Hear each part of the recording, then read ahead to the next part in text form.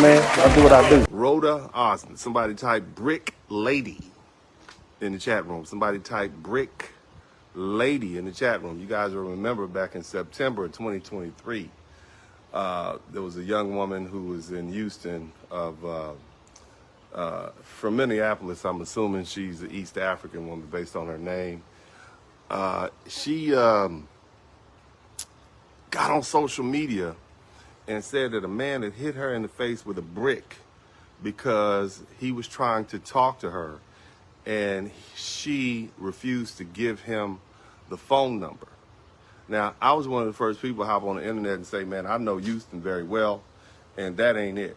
Nobody's hitting these women in the face because they're not giving phone numbers. It's just ample opportunities out here to talk to women. So that's just ridiculous, just to even say that. Nevertheless, I think the story stunk. And, you know, most people who had good sense, they looked at the situation and said, nah, but there was still a lot of people who wanted to err on the side of protecting this woman, right? Protecting this black woman. Keep in mind, she is not a foundational black American. This woman is from, I believe, the Sudan or East Africa somewhere. She is not a foundational black American woman. I don't know exactly where she's from, but I know she's from East Africa.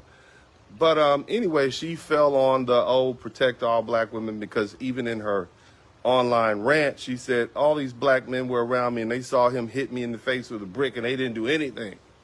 Okay?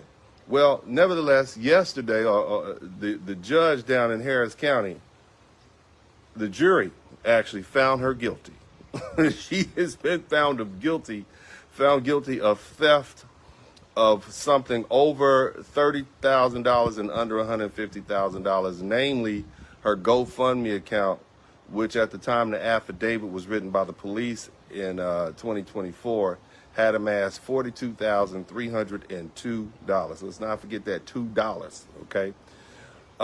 And she was found guilty of theft, basically by fraud, basically lying, saying she was assaulted. She got all these people to donate money to her, and it was just a big fabrication, according to what the judge said, according to what the jury thought. So she had actually done a similar scam in Minneapolis, where there was a GoFundMe started. Single Muslim woman attacked, helped pay her medical bills, and she was trying to raise $5,000. And then when the police officer here in Houston contacted the Minneapolis police department, they said there's no evidence that an assault claim,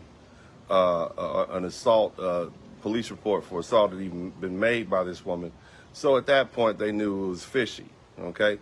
Well, again, she's been found guilty by the jury.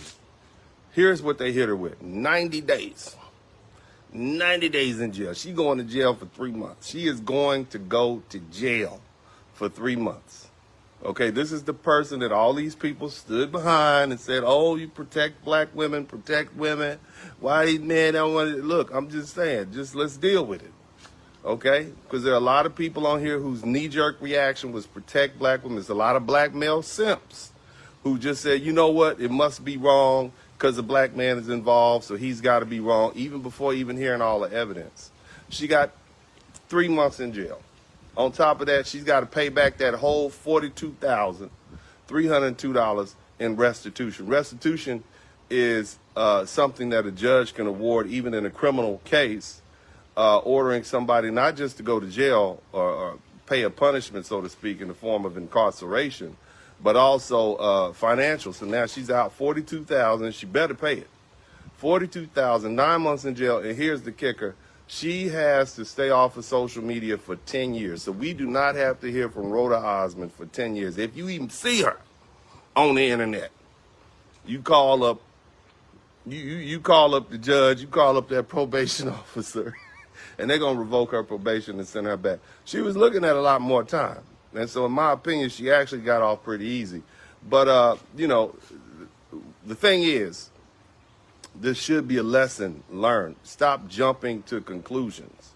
Just because somebody hops on the internet and makes some allegations, they're not vetted, they're not founded. In fact, this is really just a made-up story. And when you look at the affidavit, even the cops knew when they were doing the investigation. So here's how it went down. according to the affidavit, and apparently the jury believed this, so this is fair to talk about. And it's not disparaging her. This is apparently what the jury found. She had exited a club with her friend, Miss Griffin. Okay, Miss Griffin and the gentleman who allegedly hit her with the brick had all exited together. He got in the back seat, she got in the back seat. Miss Griffin, who was friends with apparently the other guy, the driver, got in the front seat. A few minutes later, they got out the back seat. Miss Osman got out the back seat, and the gentleman who allegedly hit her with the brick got out the back seat. Now, before they got in the back seat, there's video footage of her dancing on the man. So she's dancing on the man. It's 5:30 in the morning. Keep that in mind. You know, at that point, the cop was dispatched. So by the time he arrived there, it was 5:30 in the morning. It's early in the morning on September 3rd. Okay, and they are out hanging out at a club. Okay, I think it was called the Liquid Lounge. They're out hanging out at the club, and she is dancing on this guy. Okay, and they get in the back seat of, I guess, a friend or associate's vehicle. A few minutes later, they pop out of the car. Now, Roda Osman, according to the video footage, had something in her hand, and she took a right. She tried to hit dude across the head and apparently made contact with his face or head with whatever it was she had in her hand. So basically, she swung on him, and he instantaneously, immediately swung back, okay? And he hit her with what he had in his hand, which was a water bottle. So she hit him, he hit her back, and then at some point he hopped in his car and left, and then that's when the video came on when she said some man hit me with a brick, and none of these men around here did anything. But it turns out not only was she not hit with a brick, but she actually instigated the whole situation, according to the affidavit from the police report, and based on the fact that the jury found that there was, that she had committed this crime. It was theft because it was based on fraud. You see what I'm saying? This is what it was. The story wasn't true. So, again, now here we are 2 years later, almost to a month, 25 months later, and the damage is done because here you have another situation where people jump to the conclusion, number one, because it was a black man involved, so he must be guilty. Number two, and this is the most insidious part we have to understand, because people you have a lot of women out there who empathize with Roda because, number one, they want to believe the brothers are bad. Number two, there's this fictitious belief that all women are just that attractive and they're so irresistible that if a man can't have this woman, right, he wants to try to destroy her. And women all across America can say, oh, yeah, that's right. That's my plight also. I'm just so beautiful that men who can't have me want to destroy. That's straight ego. That's narcissism. And it was because of that it compelled a lot of women to jump past rationale, past logic, and just go with this woman's fictitious story.